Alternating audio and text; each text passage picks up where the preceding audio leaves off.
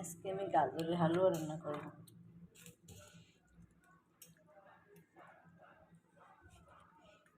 প্রথমে একটু সাদা তেল দিয়ে দিলাম,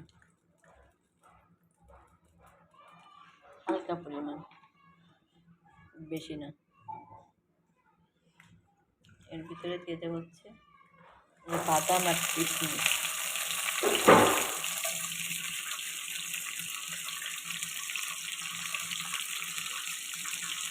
বাদাম কিশমিশটা খুব ভালোভাবে ভেজে নেব, লালচে করে নেব। এটা ভাজা হয়ে গেছে, এবার দিয়ে দেবো গাজর। আগে থেকে দিয়ে ফেলেছিলাম। এর ভিতরে আপনার গাজর এই সাদা তেল না দিয়ে ঘিও দিতে পারেন।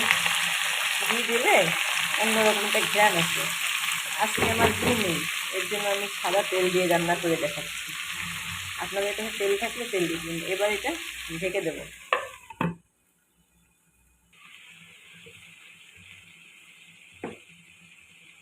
দিয়ে দেবো সামান্য পরিমাণের লবণ।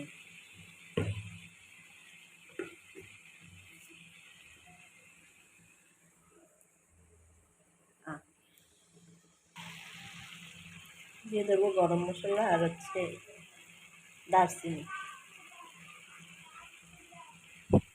এবার রাখবো ঢেকে সময়ের জন্য। আগুনটা আবার উঁচু করলাম। এবার দিয়ে দিলাম হচ্ছে তেজপাতা, 1 কাপ অনুযায়ী চিনি দিয়ে আমি আবার ঢেকে রাখবো। এটা কিন্তু উঁচু করলাম, নেড়ে চেড়ে নেব।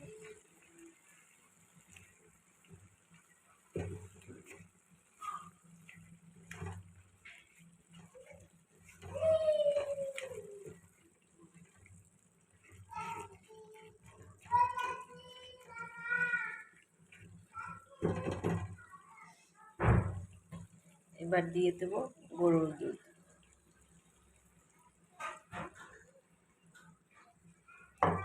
দিয়ে এবার ঢেকে সিদ্ধ করার জন্য ধুয়ে দেবো 5 মিনিটের জন্য।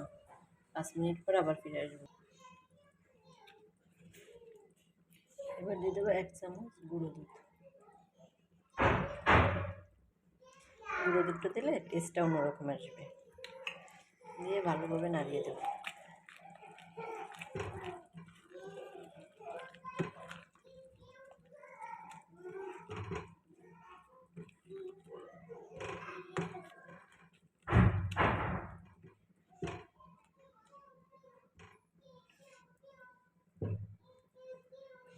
এবার এটাকে দিলাম। ডাকুনটা হয়েছে, এই দেখুন প্রায় কিন্তু হালুয়া হয়ে আছে, ঠিক আছে। শুধু একটু সিদ্ধ, প্রায় সিদ্ধ হয়ে গেছে। জলটা টানতে টানতে সিদ্ধ হয়ে যাবে। এবার ডেকে দিলাম। তাও এই দেখুন হয়ে গেছে কিন্তু ওটা দুধ, ওটা গরুর দুধ, ঠিক আছে। ওটা গরুর দুধ, দেখেছেন হয়ে গেছে কিন্তু। আর একটু টান দিয়ে হয়ে যাবে। এই দেখুন এবার হালুয়াটা হয়ে গেছে, এবার নামায় নিব। হালুয়া রান্না করতেছি। তুমি গাজরের হালুয়া খাবা? হালকা ছেড়ে হালুয়া রান্না করি। এই দেখুন গাজরের হালুয়াটা, দেখছেন কত সুন্দর হয়েছে।